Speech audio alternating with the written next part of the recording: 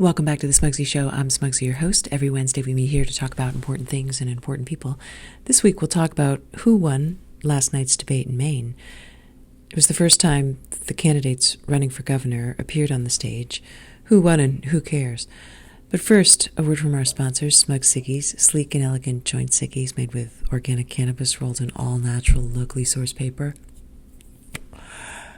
Look for Smugsy in the pretty indigo and marigold packs. The debate was in Lewiston, Maine, a blue-collar former factory town, now somewhat gentrified, the home to a large population of Somalis and working-class Mainers, where LePage grew up and had his fabled childhood. The debate lasted 90 minutes. On the stage was Janet Mills, incumbent Democrat, seeking a second term, Paul LePage, Republican, who served as Maine's governor from 2010 till 2018, and Sam Hunkler, an unenrolled candidate posing as an independent.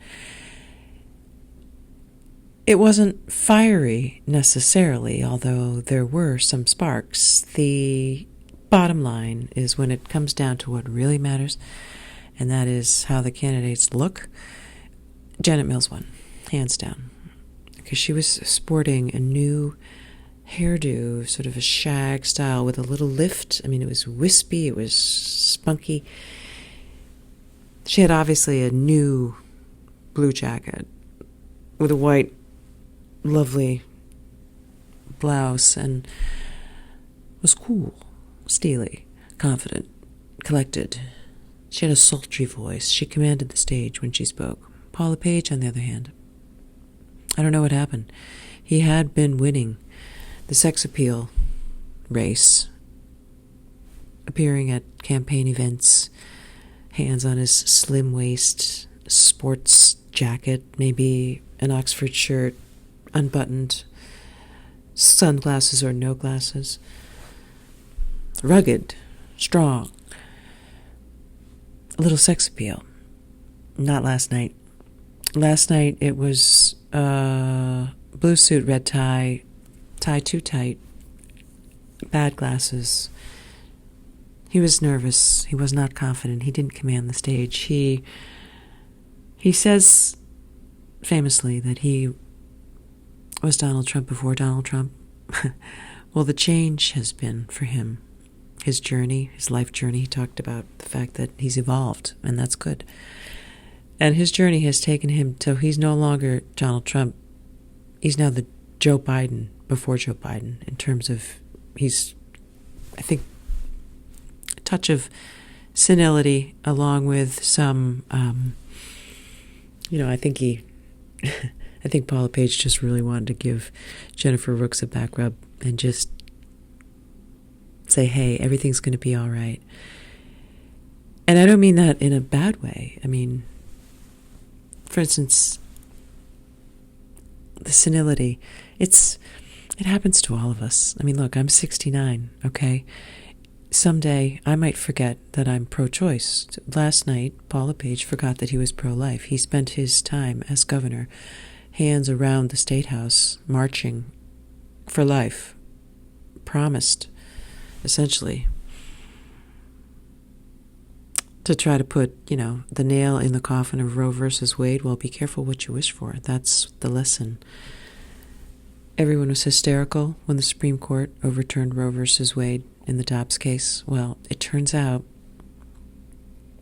it might just win the Democrats the midterm elections.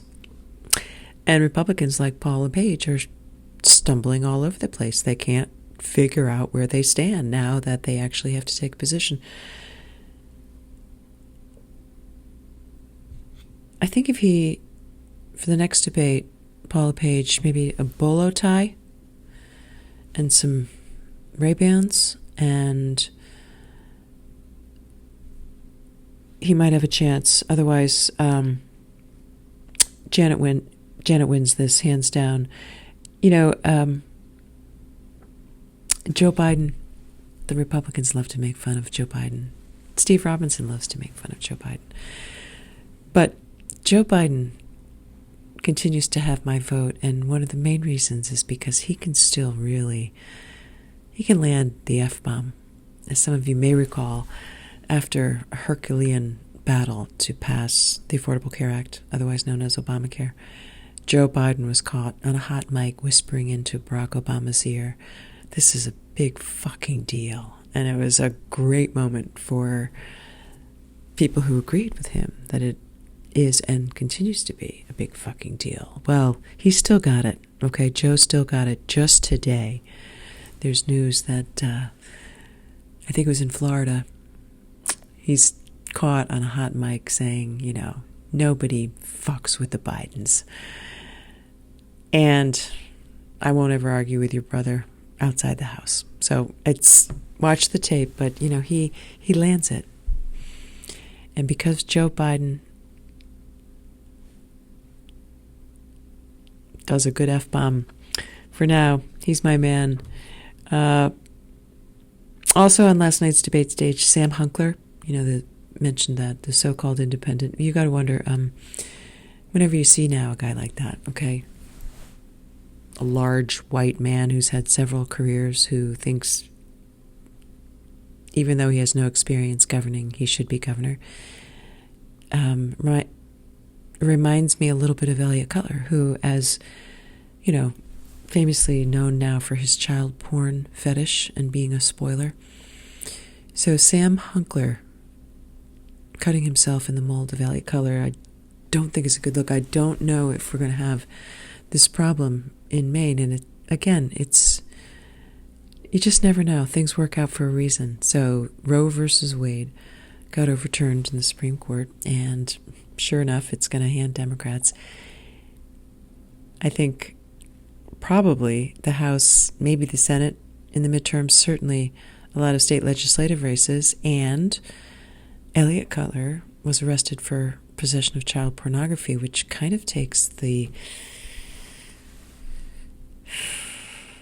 polish off the independent third-party candidate, if you know what I mean. I mean, can you imagine being known famously for having a child porn fetish and for being a spoiler? So Janet Mills, getting back to the debate, Janet Mills, clearly the winner of the first debate. If we still were doing Cougar of the Week, she clearly is the Cougar of the Week. Cougars being, just to remind listeners, fans of the show, Cougars is the exclusive Barstool Sports fan club for women who like dogs. I, as president of the Cougars, declare Janet Mills Cougar of the Week. She may be a liar, but she's a hot liar. Minifans for Mills. And speaking of hot liars, speaking of hot fire pits, message to Dave Cullinane. You know, your sister knows best. Sure, a fire pit. Let's see, I have some notes here. What your mom wants is for you to believe in yourself, okay, and have confidence. Don't feel you have to measure yourself up, and don't feel ashamed for being flaccid, Dave. That's the message here on the Smugsy Show. Define yourself. We fight cancel culture, home and abroad.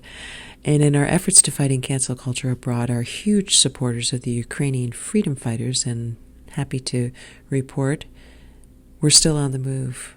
The Ukrainians, led by the fearless leader, Volodymyr Zelensky, are still on the offensive. They've taken back, I think, something like 4,000 square miles of territory that Russia had taken. Poor Putin calls up a bunch of reserves. A lot of them are abandoning. A lot of them, unfortunately, being killed. And our prayers go out to all the young soldiers whose lives are lost in this senseless tragedy. And we'll just close the show with this message. Hashtag fuck Putin. That's it. That's it for this week's show. I hope you'll follow me on Twitter at Smugsy Girl. Subscribe to this show. Until next time, this is Smugsy Girl signing off. Take care.